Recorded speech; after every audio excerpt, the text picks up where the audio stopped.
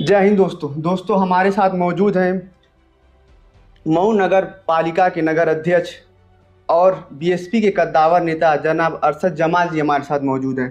Sir, आपका mirror book पे बहुत बहुत स्वागत है। बहुत शुक्रिया। सबसे पहले सर हम आपकी हाल चाल जानेंगे। रमज़ान का महीना भी चल रहा है, सर आप कैसे हैं? नहीं, बहुत अच्छा है और रमज़ान बहुत खूबसूरत चल रहा है। मौसम भी बहुत खुशगवार है। अल्लाह का बहुत एहसान है, करम है।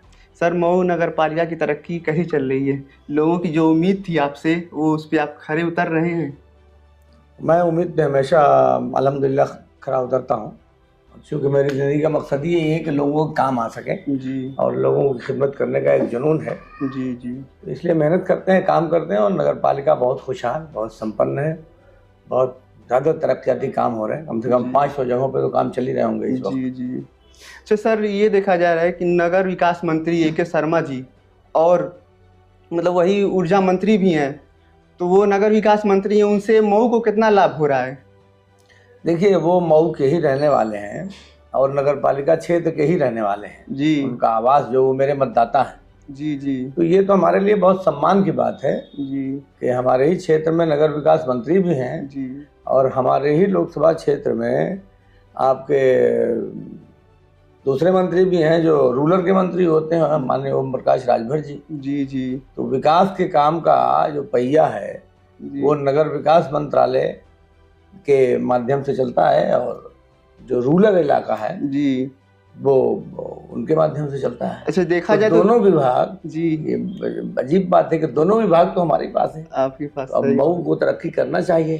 तो जो नगर विकास मंत्री हैं जी, उनके जरिए काम का जो जज्बा है, जो लगन है और जो कोशिश है, वो काम तो नगरों में दिखाई दे रहा है। जी जी, मगर देहातों में कितना काम दिखाई दे रहा है जी, ये अब देहात वाले बताएंगे। मंत्री तो शहर वाले और देहात वाले दोनों के मंत्री मऊ के हैं। जी जी।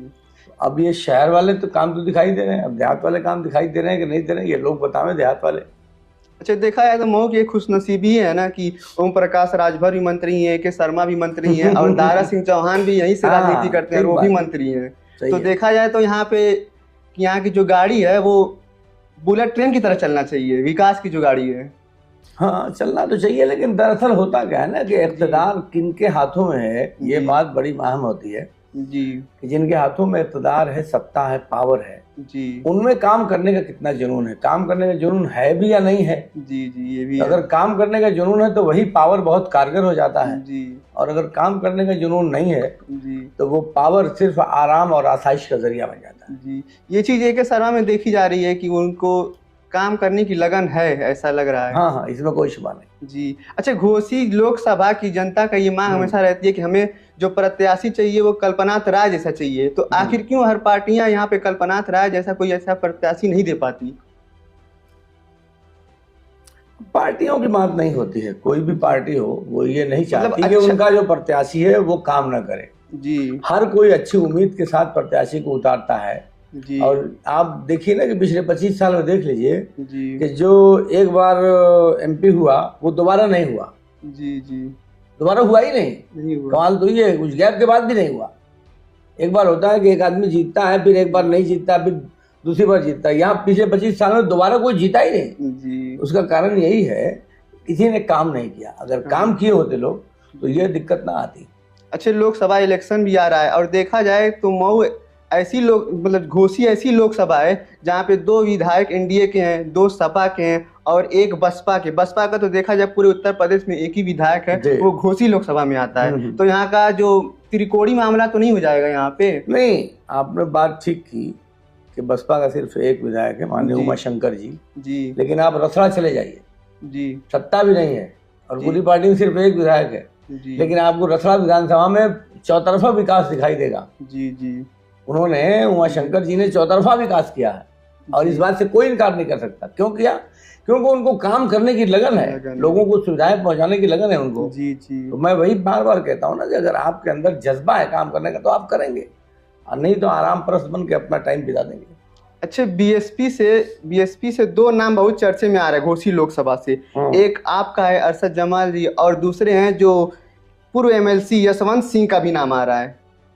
तो अब देखिए किसका नाम आ रहा है, किसका नाम आ रहा है जी। अब ये तो चूंकि ऊपर के लेवल की बात है तो मुझे पता नहीं कि कौन कौन से लोग वहाँ दावेदार हैं, जी और ये इशू भी नहीं है। जी जी पार्टी को अगर मुझे लड़ाना होगा पार्टी मुझे लड़ाएगी, अन्यथा जिसको भी लड़ाएगी। तो आप मैदान में उतरने के लिए तैयार हैं? हम तो एकदम तैयार बैठे हैं, बस उधर से तैयारी पूरी है मैदान जंग की। जी जी हमारे कमांडर का जैसे ही इशारा हुआ हम जी। कूद पड़ेंगे। अच्छा, ओम प्रकाश राजभर ने एक मीटिंग में बोला है कि हमारे जो बसपा के जो कैंडिडेट हैं उनसे सेटिंग हो गई है, तो क्या वो बी टीम के तरफ इशारा कर रहे थे क्या? अब मैं उनके बारे में क्या बोलूं, इतने बड़े नेता हैं, राष्ट्रीय एक पार्टी के राष्ट्रीय नेता हैं, और इस तरह की छिछोरी बातें थोड़ी ना उनको करना चाहिए। जी जी। अब वो किसी दूसरी पार्टी के कैंडिडेट कैसे सेट कर सकते हैं? ये तो खुद सेट होने में माहिर है। जी कभी इधर सेट हो जाते हैं, कभी उधर सेट हो जाते हैं। खुद को सेट होने से फुर्सत ही नहीं, दूसरे क्या वो सेट करेंगे? अच्छा, वो अपनी पार्टी से बीएसपी से घोसी लोकसभा से अपना कैंडिडेट अपने बेटे को अरविंद राजभर को उतार दिए हैं, तो ये जनता इन्हें पसंद करेगी? ये तो जनता बताएगी। नहीं तो ये जो कितना पसंद करेगी ये तो जनता ही बताएगी। अब चुनाव मैदान में जब सभी उम्मीदवार उतर जाएंगे तो एनालिसिस होगा, जी विश्लेषण होगा जी कि जैसे मुख्यतः तीन ही पार्टियां हैं, जी समाजवादी पार्टी, जी बहुजन समाज पार्टी और भाजपा। BJP alliance. जी तो ये तीन पार्टियां हैं, दो पार्टी कैंडिडेट आ चुके हैं, जी। तीसरी पार्टी कैंडिडेट आना बाकी है बहुजन समाज पार्टी का। सुत तो तीनों पार्टियों कैंडिडेट का लोग विश्लेषण करेंगे और पार्टियों का भी विश्लेषण करेंगे, किसके पास क्या मतदाता है, फिर लोग तय करेंगे किसको वोट देना है। तो अभी तो बहुत लंबा समय है, इसमें लंबी चर्चा चलेगी जी और सभी लोगों के काम को देखा जाएगा कि किसने क्या काम किया है। जी भाई समाजवादी पार्टी की भी सरकार रही है, जी उनके काम को भी देखा जाएगा। जी बहुजन समाज पार्टी के भी यहाँ पहले भी सांसद रहे हैं जी और उनकी भी सरकार रही है, वो भी देखा जाएगा। और कैंडिडेट भी देखा जाएगा, कौन कैंडिडेट आ रहा है, उस कैंडिडेट में काम करने कितना लगन है। उसी तरह से छड़ी जो यहाँ लड़ रही है, तो वो लोग भी कई मरतबा विधायक रह चुके हैं, कई मरतबा मंत्री रह चुके हैं, जी तो उनके कार्यों का भी विश्लेषण होगा और उनको भी देखा जाएगा कि इनके काम करने का क्या इतिहास है और उनसे किस तरह की उम्मीदें लगाई जा सकती हैं। अच्छा, ओम प्रकाश राजभर ने ऐसा ही एक बार बोल दिया कि मुस्लिम के नेता जो है किसी मुस्लिम नेता की हैसियत नहीं है कि वो मुसलमानों के हक की बात कर सके। क्या ऐसा है? अब पता नहीं, ये बयान तो मैंने उनका नहीं सुना है। अरशद जमाल, लेकिन माफ करिएगा, ऐसा उनको गुड्डू जमाली को लेकर उन्होंने बोला था जब वो नहीं, किसी को भी लेकर कोई बोले नेता जी तो इस तरह की भाषा का इस्तेमाल तो नहीं करना चाहिए, और राजनीति में अहंकार ठीक नहीं होता। और आप देखिएगा उनका अहंकार ही उनको डुबोएगा। जी। अच्छा, हाईकोर्ट ने मदरसा बोर्ड 2014 को असंवैधानिक घोषित कर दिया है। आखिर इन लोगों की क्या चूक हो गई कि लोग इसे सिद्ध नहीं कर पाए कि ये मतलब उनसे ये मामला तो बहुत पहले से कोर्ट में विचाराधीन था जी, और सरकार को उसकी पैरवी करना था जी या मदरसा बोर्ड को कह लीजिए, तो मदरसा बोर्ड तो सरकार के ही अधीन है जी। तो इसमें मदरसा बोर्ड ने जिन वकला को, अच्छे वकला को खड़ा करना चाहिए था जी और ठीक ढंग से तर्कसंगत तरीके से बहस करनी चाहिए थी, जी तो तर्कसंगत तरीके से वहां कोर्ट में अपने तथ्यों को रखा ही नहीं गया, अपनी बात को मजबूती के साथ रखा ही नहीं गया। और कोर्ट ने ये बात कह दी कि धर्म के आधार पर कोई शिक्षा सरकारी पैसे से कैसे दी जा सकती है, तो ये बात ही ऑलरेडी गलत है। वहाँ धर्म के आधार पर जो मदरसा बोर्ड का क्याम हुआ, वो धर्म के आधार पर कायम ही नहीं हुआ है, वो तो लैंग्वेज और जुबान के आधार पर कायम हुआ है। तो अरबी और फारसी जुबानों को बढ़ावा देने के लिए मदरसा बोर्ड का क्याम हुआ, जिस तरह से संस्कृत बोर्ड का क्याम हुआ, संस्कृत को बढ़ावा देने के लिए संस्कृत परिषद का जो क्याम हुआ, उसी तरीके से मदरसा बोर्ड का भी क्याम हुआ कि अरबी और फारसी जो बहुत पुरानी लैंग्वेजेस हैं और दुनिया भर में जानी जाती हैं, उन जुबानों के फरोग और तरक्की के लिए ये मदरसा बोर्ड बनाया गया था। तो ये इसको ख़त्म किया जाना, ये एक्ट को ख़त्म किया जाना ये उचित नहीं है, और इसके लिए मेरे ख्याल से सरकार को उच्च अदालत में, आला अदालत में जाना चाहिए और उस पर बहस करनी चाहिए। और मुझे सरकार से पूरा यकीन भी है कि सरकार इस फैसले के खिलाफ अदालत आलिया में जाएगी और जो फैसला एक्ट को जो मनसूख किया गया है वो फैसला मनसूख होगा। जी, बहुत बच्चों की और टीचरों की भविष्य भी उससे जुड़ा हुआ है। भाई सबका भविष्य जुड़ा हुआ है और कोर्ट ने एक गाइडलाइन दी है सरकार को, और सरकार की कोई गाइडलाइन आवे जी तो सरकार का मंशा का पता चलेगा कि सरकार उच्च अदालत में जाकर इस आर्डर को मंसूख कराना चाहती है या इसी आर्डर के मुताबिक कोई नई गाइडलाइन जारी करती है। तो कोर्ट का जो फैसला है उसमें बहुत सारी चीज़ें वाज़ेह नहीं हैं, लेकिन उसमें टीचर्स का मसला नहीं मुझे लगता है कि है, और न टीचर्स को नौकरी से हटाया जा सकता है। टीचर्स की क्या जिम्मेदारी होगी ये आने वाला वक्त बताएगा। उसमें सबसे बड़ा नुकसान जो हो रहा है कि वो बच्चों के मुस्तकबिल को खतरा हो गया है, और इतने बड़े बड़े इदारे हैं। और ऐसा भी नहीं है कि उसमें जो मदरसों में दो तरह की तालीम होती है, एक तो मजहबी तालीम का एक शोबा होता है जो लैंग्वेजेस के नाम पे चलता है, और दूसरा दुनियावी तालीम का भी एक शोबा होता है जो मुंशी तक जिसमें तालीम दी जाती है। उसमें मैं खुद मदरसे का पढ़ा हुआ हूँ, और उसमें उर्दू के साथ साथ, उर्दू अरबी के साथ साथ उसमें ख़ास तरीके से साइंस है, जोग्राफिया है, और हिंदी है, अंग्रेजी है, सारी चीज़ें पढ़ाई जाती हैं। जी बात सही ये है। जजेस के सामने इस तथ्य को आखिर ठीक से रखा क्यों नहीं गया, मुझे तो समझ में नहीं आ रहा है। और ये मदरसा बोर्ड के जो अध्यक्ष हैं वो पक्के नाकारे शख्स हैं, उनको तत्काल एक तो इस्तीफा देना चाहिए, और दूसरा मदरसा बोर्ड का अध्यक्ष आना चाहिए, और उनको चाहिए कि ठीक से पैरवी करें। और इसमें जो मदारिस के जिम्मेदार लोग हैं उत्तर प्रदेश के, उन लोगों को भी चाहिए कि कोर्ट जाएं और कोर्ट के इस फैसले के खिलाफ अपील दाखिल करें।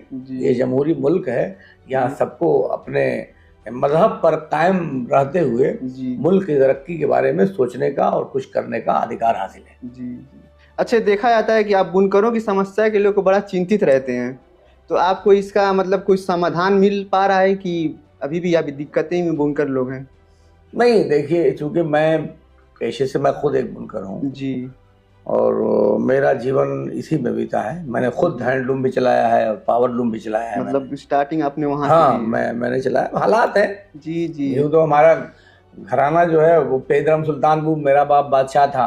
अच्छा। कहा था कि हमारा घराना तो यहाँ के मऊ के सबसे बड़े जो सनअतकार हैं उनमें शुमार होता था, लेकिन हम लोग जब हाल होश संभाले तो हालात बहुत ख़राब थे।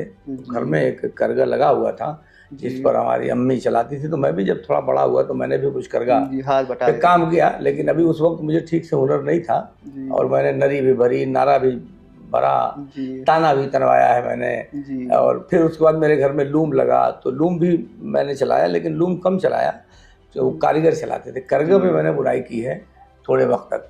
तो इसलिए मुझे इस बुनकरों की इस बरादरी से खास तरीके से हमदर्दी है जी।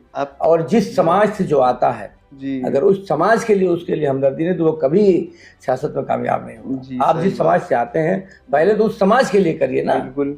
जैसे ओम प्रकाश राजभर जी हैं जी, बड़े नेता हैं, बड़े मंत्री हैं जी, लेकिन मैं उनसे एक सवाल करता हूँ कि बात तो करते हैं अपने समाज की जी, लेकिन मैं दावा करता हूँ जितने भी यहाँ राजभरों की बस्ती है नगर पालिका क्षेत्र में जी, आप चले जाइए और आप वहाँ देखिए कि वहाँ मेरा काम है या उनका किया हुआ काम है। उनका एक भी काम आपको नहीं मिलेगा किसी बस्ती में। और राजभरों की कोई ऐसी बस्ती नहीं है जिसमें अरशद जमाल के जरिए या शाहीना अरशद जमाल के जरिए चंद ईंटें न रखी गई हो, पानी की व्यवस्था न की गई हो, सफाई का इंतजाम न किया गया।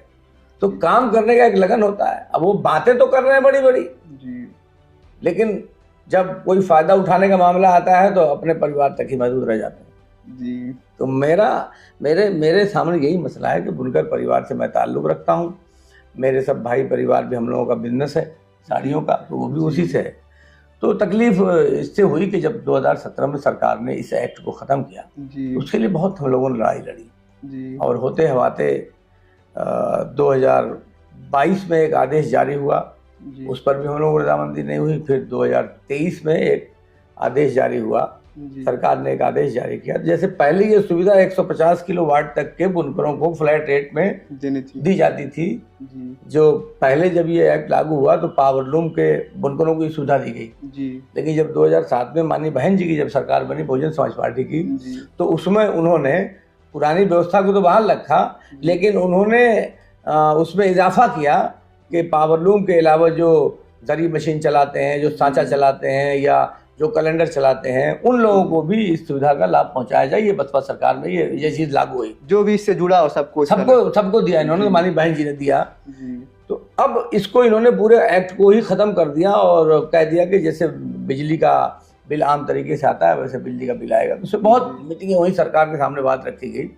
तो जो सरकार ने अंततः जो शासनादेश जारी किया तो उसमें सरकार ने ये कहा कि फ्लैट रेट बहाल रहेगा, मगर 150 किलोवाट तक के बुनकरों के लिए नहीं बल्कि 5 किलोवाट तक के बुनकरों के लिए ये सुविधा उपलब्ध कराई जाएगी। और जो 72 रुपया फ्लैट रेट था उसको बढ़ाकर 400 रुपया सरकार ने किया। ठीक है, वर्ता क्या ना करता, हम लोगों ने उसी में रजामंदी दी। और इस वक्त 400 रुपये फ्लैट रेट जो शहरी इलाका है वहाँ 400 रुपये फी लूम रेट है, और जो देहाती इलाका है वहाँ के बुनकरों के लिए जो 60 इंच से कम का लूम है उसके लिए 300 रुपये प्रति लूम उनको देना है।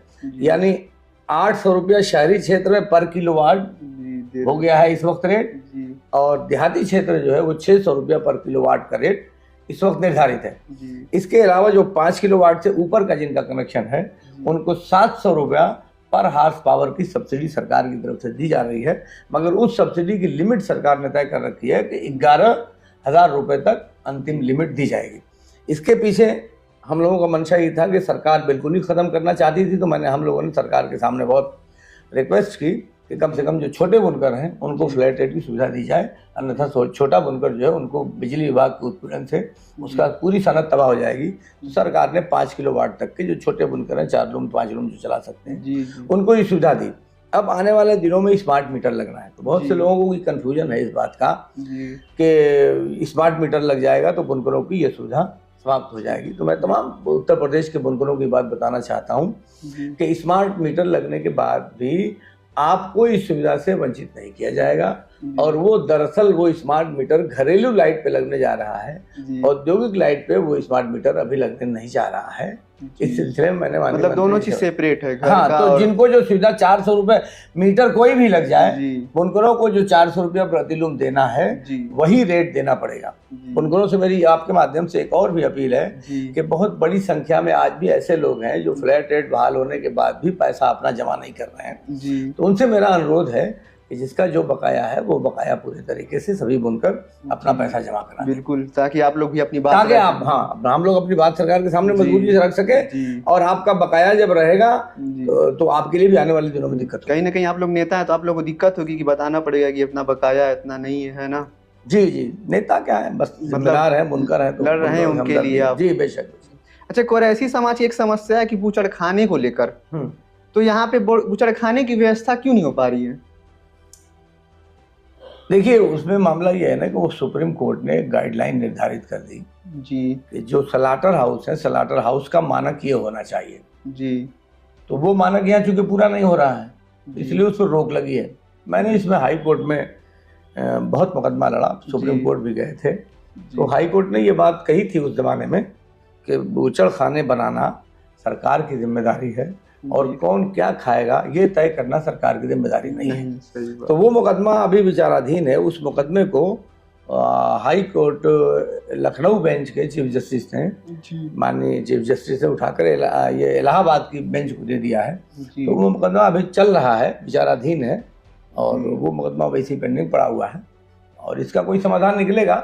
और मेरा ये कहना है कि जो सरकार जो चाहती है, सरकार भी जो चाहती है, और जो सुप्रीम कोर्ट की जो गाइडलाइन है तो वो सुप्रीम कोर्ट की गाइडलाइन के मुताबिक जो स्लाटर हाउस, आधुनिक स्लाटर हाउस हैं, जैसे उन्नाव से लेके मेरठ, बहुत सारी जगहों में यूपी में भी है और यूपी के बाहर भी है, पश्चिम यूपी में तो ज्यादा, वहां से अगर पैक मीट आके यहाँ बिकेगा तो फिर ये सारी बातें खत्म हो जाएंगी। और वहां से पैक मीट ले आने के लिए उसकी एनओसी की जरूरत होगी, जो लोकल बॉडी एनओसी देगी, पुलिस एनओसी देगी और पॉल्यूशन कंट्रोल बोर्ड देगा एनओसी। तो इनकी एनओसी मिलने के बाद फिर कंपनी वाला जो मीट है वो मीट यहाँ लोगों के लिए उपलब्ध हो सकता है। तो उसमें हाइजीनिक भी रहेगा, मीट भी वो, और साफ सफाई रहेगी और ये सब जो रोज का झमेला है वो खत्म होगा। यहाँ से खाद्य विभाग दुकानों को लाइसेंस जारी करेगा। तो सब कुछ नियम के मुताबिक हो जाना चाहिए जैसा कि पूरे देश में चलता है। तो ये बहुत बड़ा जो एक बार संकट आ रहा है लोगों के सामने, ये खत्म हो जाएगा और इसके समाधान में हम लोग लगे हैं और किया भी जाएगा। काफी आबादी से प्रभावित है, चूंकि ये बीफ जो है ना वो सस्ता पड़ता है ना गरीब लोगों के लिए, जिनके माली हालात ठीक नहीं है उनके लिए बहुत, आज की डेट में तो गरीब आदमी के लिए सब्जी खरीदना भी मुश्किल हो रहा है। बिल्कुल। अच्छा सर, आपसे आखिरी सवाल ये है कि मऊ को लेकर आपकी ड्रीम क्या है? देखिए, मऊ को लेकर मेरा सपना हमेशा रहा है कि मऊ में खुशहाली रहे, अच्छा कारोबार चले। जी यहाँ लोगों को जो मूलभूत सुविधाएं हैं, मूलभूत सुविधाएं क्या हैं भाई? अच्छे रास्ते हों, अच्छी सड़कें हों, जी पीने के साफ पानी उपलब्ध हो, रास्तों में लाइट लगी हुई हो, जी ये मूलभूत सुविधाएं हैं। मैरिज हॉल हो, शादी घर हो, तो ये सारी चीज़ें हैं। जी अब हम लोग बहुत सारी योजनाएं नगर पालिका की तरफ से हम लोगों ने बना रखी हैं, बहुत सारी योजनाओं पे काम चल रहा है। जी तो अब इन सारी योजनाओं को हम लोग आगे बढ़ाएंगे। ये हमारे लिए खुशकिस्मती है कि माननीय नगर विकास मंत्री भी यहीं के हैं और पंचायती राज मंत्री भी यहीं के हैं। जी तो माननीय नगर विकास मंत्री का काम तो दिखने लगा है, पंचायती राज मंत्री जी का काम देहातों के लिए कब दिखेगा वो समय बताएगा। जी तो इसका लाभ हमको उठाना है और उठा के शहर को ही नहीं बल्कि पूरे लोकसभा को तरक्की के रास्ते पे ले चलना है। जी मैं तो छोटे से पद पे रहा हूँ, 2 मरतबा मैं चेयरमैन हुआ हूँ, 1 मरतबा जी। मेरी वाइफ चेयरमैन हुई है। जी तो वो 3 मरतबा की मिलने वाली इस जिम्मेदारी का काम लोगों को दिख रहा है, पूरे जनपद को दिख रहा है। अब मेरा ख्वाब ये है जी कि मैं लोकसभा का चुनाव लड़ूं जी और मैं लोकसभा जाऊं जी और मैं लोकसभा का विकास करूं, पूरे क्षेत्र का विकास करूं। जी तरक्की के रास्ते पे जाना और ऊपर जाना, राजनीति में और बड़ी मंजिल तय करना, जी ये फितरी अमल है, नेचुरल है। सबकी जी, ख्वाहिश होती है जी, कि मैं जी। भी आगे जाऊं। जी अब ये कि ख्वाहिश में 2 तरह की ख्वाहिश होती है। एक तो ये कि लालसा में ख्वाहिश होती है कि मैं ऊपर जाऊं तो और ज़्यादा मेरा ठाट बाट हो जाएगा, मेरा जलवा हो जाएगा। जी जलवे के दूसरा ये होता है कि मेरे पास जितना पावर और जितना अख्तियार बढ़ेगा, मैं उतना ज़्यादा लोगों की खिदमत कर पाऊंगा, जी उतना ज़्यादा शहर के लिए काम कर पाऊंगा, देश के लिए काम कर पाऊंगा, जी, लोगों के लिए काम कर पाऊंगा। तो जी, अब मेरे मन में तो यही ख्वाहिश है। बाकी माजी क्या रहा है वो सब आपके सामने, इस पर बताने की ज़रूरत नहीं है। जी, और मैंने अपनी पूरी ज़िंदगी, मैं 15 साल का था, 16 साल का था तब पहली मरतबा, नहीं 19 साल का था तब पहली मरतबा जेल गया था। अच्छा तब से और एक राजनीति- आंदोलन की शुरुआत मैं वहाँ से कर रहा हूँ। जी 19 साल की उम्र से मैं कौन सा आंदोलन आंदोलन? कर रहा हूँ। वो नगर पालिका ही से मुतालिक था। अच्छा मतलब नगर तब से पालिका नगर घेराव पालिका किया था, के नगर पालिका में ताला बंद कर दिया गया था। अच्छा हाँ, कुछ रास्तों वास्तों का मामला था, जी तो उस पर मुकदमा हुआ था, फिर मैं जेल गया था। उसके बाद तो बहुत सारी मरतबा जाना हुआ, लड़ना हुआ, चूँकि आंदोलन से ही निकले हैं। और जी। स्ट्रगल करना, चाहे बिजनेस रहा हो चाहे राजनीति रही हो, जी स्ट्रगल करना, जद्दोजहद करना मेरी ज़िंदगी का मकसद रहा है। और मेरा ये मानना है कि हर किसी को जद्दोजहद करनी चाहिए। जी मैं नई नस्ल से भी कहना चाहता हूँ कि राजनीति को बुरा मत समझिए। जी राजनीति में लोगों की कमी होती जा रही है दिन ब दिन। राजनीति में नए लोगों को ज़्यादा से ज़्यादा आना चाहिए। जी और जब अच्छे लोग राजनीति में आएंगे तो ये राजनीति अच्छा बनेगी। बिल्कुल जब बनेगी। अच्छे लोग राजनीति से कतराएंगे जी तो फिर ये राजनीति गलत लोगों के हाथों में जाएगी। तो बिल्कुल मैं तमाम लोगों से अपील करना चाहता हूँ कि राजनीति को आप गलत रास्ता मत समझिए। राजनीति में आप आइए, नए लोगों को भी आना चाहिए और सभी लोगों को राजनीति के बारे में जानकारी हासिल करना चाहिए, क्योंकि राजनीति के माध्यम से ही देश चलता है।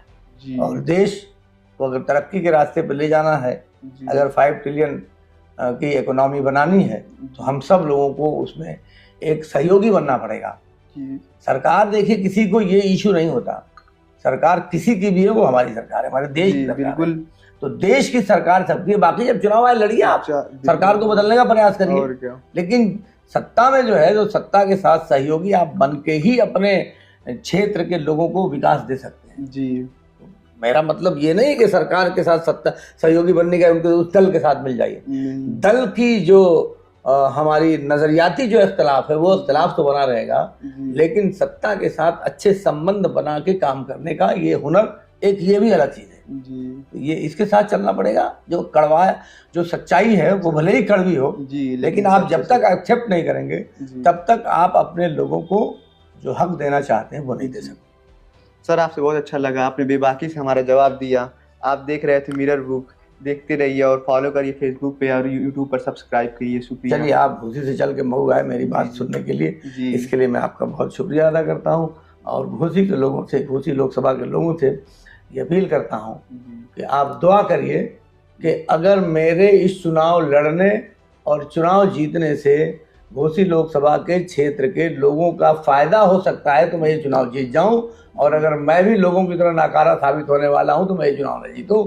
ये अल्लाह जो है और ऊपर वाला जो है, वो सारे जो हम नहीं देख रहे हैं जी वो उसे भी देखता है। बहुत बहुत शुक्रिया। जी।